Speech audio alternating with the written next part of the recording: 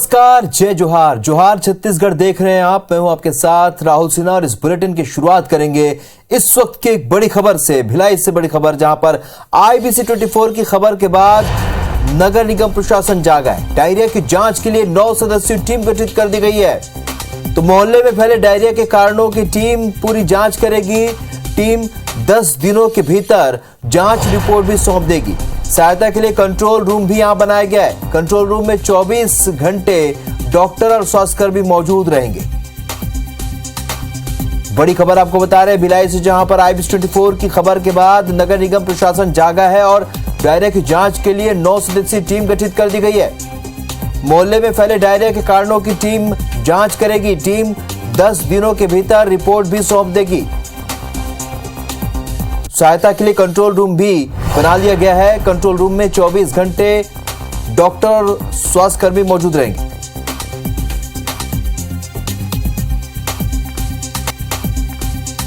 तो भिलाई में डायरिया फैलने की खबर को IBC 24 ने प्रमुखता से दिखाया था। अब IBC 24 की खबर का असर हुआ है।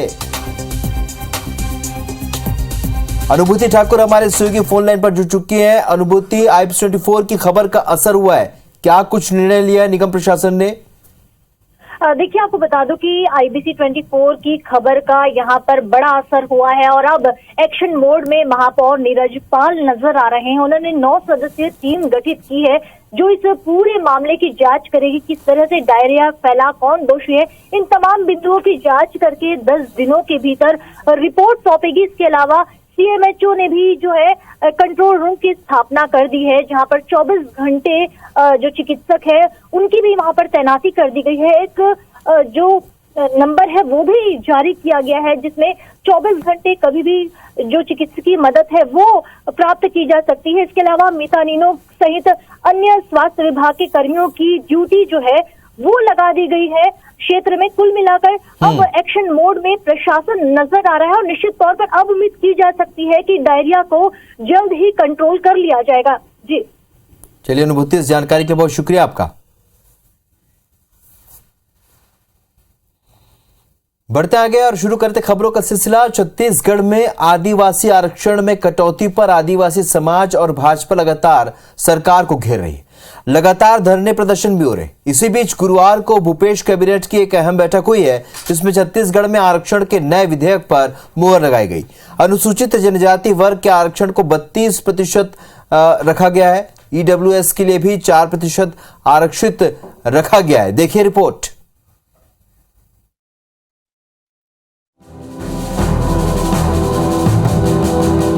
गुरुवार को भूपेश कैबिनेट ने आदिवासी आरक्षण विधेयक के प्रस्ताव को मंजूरी दे दी। 1-2 दिसंबर को विधानसभा के विशेष सत्र में ये विधेयक पेश होगा। नए विधेयक में अनुसूचित जनजाति, अनुसूचित जाति, OBC और EWS वर्ग को आरक्षण देने के मसौदे पर अनुमोदन दिया गया। सूत्रों के मुताबिक अनुसूचित जनजाति वर्ग के लिए 32%, अनुसूचित जाति के लिए 13%, OBC के लिए 27% और EWS के लिए 4% आरक्षण के प्रस्ताव पर कैबिनेट ने मुहर लगाई है। 1 या 2 दिसंबर को विधानसभा के विशेष सत्र में आरक्षण पर बहस हो सकती है। उसी समय प्रस्ताव भी पास किया जा सकता है। आरक्षण का स्पष्ट मत है। आदरणीय मुख्यमंत्री जी ने कहा है जितनी जिसकी संख्या उसके आधार पर आरक्षण उसका अधिकार बनता है। हम उसी आधार पे ये विधेयक ला रहे हैं और विधानसभा से पारित कराएंगे। इसलिए उनको 4%, 32%, 13%, 27% और 4%, सामान्य लोग के लिए 4%, ये सारे आज कैबिनेट में पास हुआ है। 1 तारीख को पेश होगा, 2 तारीख को 1 तारीख 2 तारीख डिस्कस होगा। सरकार के फैसले का भाजपा ने भी स्वागत किया है। नंद कुमार साय ने कहा कि अनुसूचित जनजाति को 32% आरक्षण देने का कोई विधेयक सरकार लाती है तो उसका स्वागत है। और 32% हमारा कुल आरक्षण है। अगर सरकार इस दिशा में सोचती है तो काम तो सरकार का ही है, वो अच्छी बात होगी। लेकिन अभी आप बता रहे हैं कि ठीक होना चाहिए। हमारा मांग अभी आबादी के हिसाब से 32% आदिवासियों का है, वो हमको मिलना चाहिए, ये हमारी मांग है। आदिवासी आरक्षण पर भूपेश सरकार के पास मौजूदा विकल्प को देखा जाए तो 1 दिसंबर को सुप्रीम कोर्ट की सुनवाई सरकार के पक्ष में रही तो कानून को मंजूरी मिल जाएगी। हाईकोर्ट की ओर से एसटी आरक्षण को 20% रखने के फैसले पर सुप्रीम कोर्ट रोक लगा सकता है। छत्तीसगढ़ सरकार विधेयक पास करने के बाद केंद्र से आग्रह कर सकती है कि संविधान की 9वीं अनुसूची में छत्तीसगढ़ के आदिवासी आरक्षण कानून को शामिल किया जाए। 9वीं अनुसूची में शामिल कानूनों को कोर्ट में चुनौती नहीं दी जा सकती। फिलहाल सरकार के पास चुनाव से पहले प्रदेश के आदिवासियों को खुश रखने का यही रास्ता है, जिससे आरक्षण को लेकर उठे विवाद पर विराम लग सकता है।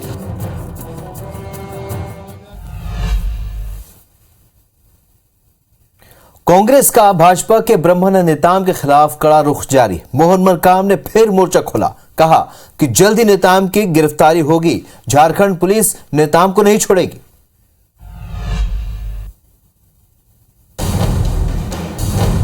भानु प्रतापपुर उपचुनाव के भाजपा प्रत्याशी ब्रह्मानंद नेताम पर कांग्रेस के प्रदेश अध्यक्ष मोहन मरकाम का हमला जारी है। मरकाम ने कहा कि भाजपा नेता चाहते हैं कि पुलिस ब्रह्मानंद को गिरफ्तार कर ले ताकि वे चुनाव जीत जाए। नेताम ने कहा कि जल्द ही नेताम की गिरफ्तारी होगी। दुराचारी ब्रह्मानंद नेताम को झारखंड पुलिस नहीं छोड़ेगी। नेताओं का बयान नहीं आ रहा है कि गिरफ्तार करे, वो पुलिस का काम है, वो गिरफ्तार करेगी, आज नहीं तो कल करेगी, क्योंकि ऐसे दुराचारी व्यक्ति को झारखंड पुलिस नहीं छोड़ेगी। वहीं आदिवासी आरक्षण के मुद्दे पर कहा कि भाजपा का चाल, चरित्र और चेहरा सामने आ चुका है। चुनाव में कांग्रेस पार्टी अपनी सरकार की उपलब्धियों पर जीत दर्ज करेगी। नाबालिग बच्ची के साथ दुराचार करने वाले व्यक्ति को यहाँ से भारतीय जनता पार्टी टिकट देती है, तो भारतीय जनता पार्टी का चेहरा देश के सामने, विश्व के सामने और भानु प्रतापपुर की जनता देख चुकी है। वहाँ की कांग्रेस पार्टी प्रत्याशी भारी मतों से जीतेगी। भानु प्रतापपुर में 5 दिसंबर को चुनाव है। नेताओं की बयानबाजी का दौर भी जारी है। भिलाई कैंप में डायरिया फैलने से 2 लोगों की मौत हो गई, वहीं 200 से भी ज्यादा मरीज अस्पताल में भर्ती हैं। पूरे मामले में रहवासी निगम पर आरोप मढ़ रहे हैं। रहवासियों ने कहा है कि निगम के नल से गंदा पानी आ रहा है। वहीं पूरे मामले में कलेक्टर ने इलाके के रहवासियों से मेडिकल टेस्ट कराने की अपील की है। भिलाई के कैंप इलाके में डायरिया से 2 लोगों की मौत हो गई। भिलाई कैंप के 4 मोहल्ले में करीब 200 से भी ज्यादा लोग डायरिया के शिकार हुए हैं। पिछले 3 दिन में डायरिया से पीड़ित मरीजों की संख्या 200 के पार हो गई है। स्वास्थ्य विभाग और नगर निगम ने डायरिया के शिकार लोगों के आंकड़ों को छिपाने की भरपूर कोशिश की, लेकिन 24 घंटे के भीतर हुई मौतों के बाद जब अस्पताल में मरीजों के लिए बिस्तर कम पड़ने लगे तो मामले ने तूल पकड़ा।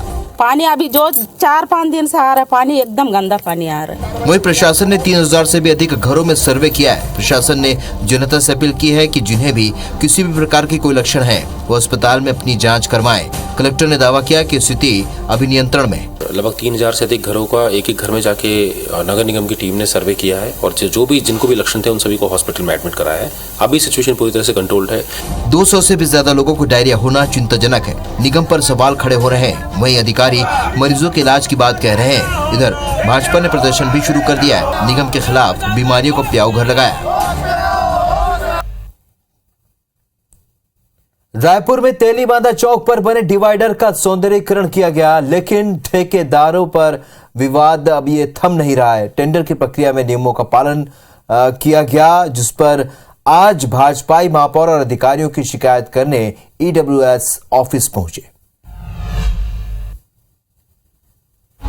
रायपुर के तेलीबांधा चौक से वीआईपी रोड टर्निंग पॉइंट के बीच डिवाइडर सौंदर्यीकरण पर विवाद थम नहीं रहा है। 2 करोड़ रुपए के टेंडर घोटाला के मामले में भाजपा हमलावर है। भाजपा ने महापौर एजाज ढेबर समेत निगम अधिकारियों के खिलाफ हल्ला बोला। भाजपा पार्षद दल ने महापौर ढेबर और आयुक्त मयंक चतुर्वेदी, जोन 10 के आयुक्त दिनेश कोसरिया पर गंभीर आरोप लगाए। ईओडब्ल्यू कार्यालय में शिकायत करने भी पहुंचे। ईओडब्ल्यू कार्यालय में सभी को प्रवेश नहीं मिलने की वजह से पुलिस और भाजपा नेताओं के बीच धक्का मुक्की हुई, जिसके बाद अधिकारियों ने बाहर आकर प्रदर्शनकारियों से मुलाकात की। महापौर और आयुक्त महोदय दोनों ने षड्यंत्रपूर्वक इस कार्यवाही को अंजाम दिया है। भाजपा ने आरोप लगाया कि 2 करोड़ के टेंडर को 12 टुकड़ों में बांटा गया ताकि उसका ई टेंडर ना हो सके। टेंडर फॉर्म खरीदने की तारीख से पहले ही चौथे ठेकेदार से काम शुरू करवा दिया गया। इस भ्रष्टाचार में जो अधिकारी और नेता लिप्त हैं, उन पर एफआईआर होनी चाहिए। भाजपा ने भी अब निगम सरकार को घेरना शुरू कर दिया है। फिलहाल मामले में महापौर ने कोई भी जवाब देने से इनकार कर दिया है।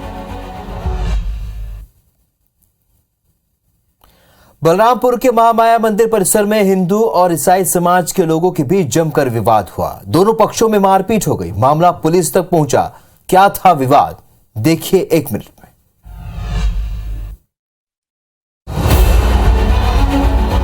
बलरामपुर जिले के राजपुर के महामाया मंदिर परिसर में हिंदू और ईसाई समाज के लोगों के बीच विवाद की स्थिति बन गई। पहले धर्मांतरण को लेकर विवाद हुआ, उसके बाद दोनों पक्षों के बीच मंदिर परिसर में टॉयलेट करने की बात पर झगड़ा और हाथापाई हो गई। हिंदू समाज के लोगों का आरोप है कि ईसाई समाज के लोगों ने मंदिर को गंदा किया और वहां मंदिर परिसर में टॉयलेट किया।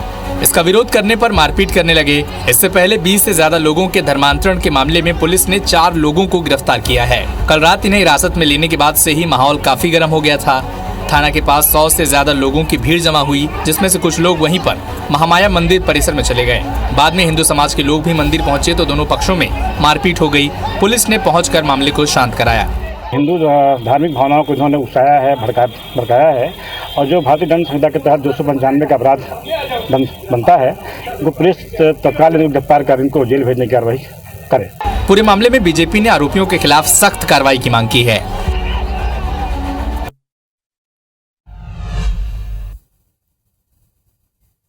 जांजगीर के पामगढ़ में आज शोले फिल्म का सीन दोहराया गया, जहां एक सिरफिरा आशिक मोबाइल टावर पर चढ़ गया और अपनी माशूका से शादी कराने के लिए जिद करने लगा।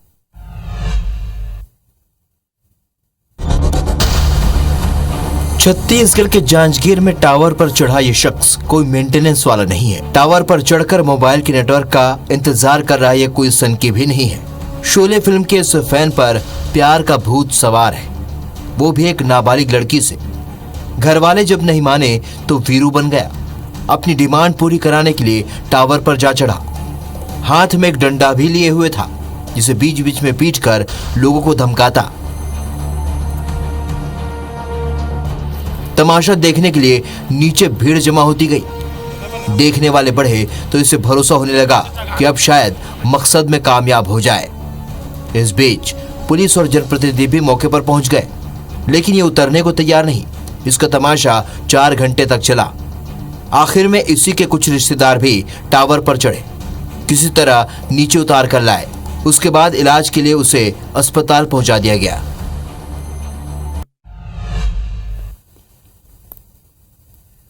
आठ साल से रायगढ़ की केलो नदी पर बांध बन रहा है, लेकिन काम अभी भी अधूरा है। लेट लतीफी को लेकर अब भाजपा सवाल उठा रही है, तो वहीं विधायक केंद्र से राशि की मांग कर रहे हैं। रायगढ़ जिले की सबसे बड़ी केलो बांध परियोजना निर्माण के 8 सालों बाद भी अब तक पूरी नहीं हो पाई है। जानकर हैरत होगी कि 24,000 हेक्टेयर की सिंचाई क्षमता वाले बांध से अब तक बमुश्किल 7500 हेक्टेयर खेतों तक ही पानी पहुंच रहा है। केलो परियोजना के अधिकारियों के साथ साथ राज्य शासन ने भी इस साल बांध को पूर्ण क्षमता के साथ शुरू करने का दावा किया था, लेकिन इस साल भी बांध की सिंचाई क्षमता नहीं बढ़ पाई। ऐसे में लेट लतीफी को लेकर भाजपा सवाल उठा रही है। किसी भी प्रकार से किसानों को फायदा नहीं हो रहा है। 23,000 हेक्टेयर में किसानों को इसका लाभ पहुंचना था। मामले में कांग्रेस विधायक प्रकाश नायक का कहना है कि भाजपा कार्यकाल में बांध का निर्माण काम धीमी गति से था। कांग्रेस कार्यकाल में सिंचाई क्षमता बढ़ाई गई है और भाजपा सरकार 15 साल में महज 2-3 हजार तक पहुंची थी। हमने प्रयास किया और उसको 6 हजार तक पहुंचाया है। लगातार प्रयास जारी है। इधर केलो परियोजना के अधिकारी भी लेट लतीफी की बात को स्वीकार कर रहे हैं। अब देखना होगा बांध का निर्माण कब तक होता है। इस बीच रुक करेंगे बिलासपुर से मिल रही बड़ी खबर का, जहां पर ऑनलाइन सट्टा के खिलाफ बड़ी कार्रवाई की गई है। ऑनलाइन सट्टा संचालक समेत 7 आरोपी गिरफ्तार किए गए हैं। दुर्ग, राजनांदगांव, बेमेतरा, मुंगेली जिले से इनके तार जुड़े हुए हैं। मुख्य सरगना दुर्ग से गिरफ्तार किया गया है। आरोपियों से 2 लाख से भी ज्यादा के रुपए जब्त किए गए। 6 लैपटॉप और 10 मोबाइल फोन भी जब्त किए गए। विशाल हमारे सहयोगी फोन लाइन पर जुड़ चुके हैं। विशाल, क्या कुछ ये कार्रवाई हुई है? देखिए, तोरवा पुलिस को लगातार उनके मुखबिरों से जानकारी मिल रही थी कि इस तरह की गतिविधियां लगातार संचालित की जा रही है, जो कि मुख्य रूप से बिलासपुर जिले में दुर्ग, राजनांदगांव, बेमेतरा और मुंगेली जिलों में ये सक्रिय है। ये महादेवा ऐप के जरिए ऑनलाइन सट्टा का खेल कर रहे थे। तो जो मुख्य सरगना है उन्हें दुर्ग से गिरफ्तार किया गया है और उनसे लगातार कड़ाई से पूछताछ की गई।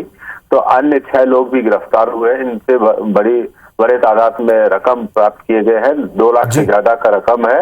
इसके अलावा जो सट्टा संचालन में जो अलग अलग डिवाइस की जरूरत होती है, लैपटॉप समेत मोबाइल फोन, ये तमाम चीजों को भी जब्त किया गया है। तो ये एक बड़ी कार्रवाई बताई जा रही है बिलासपुर पुलिस की।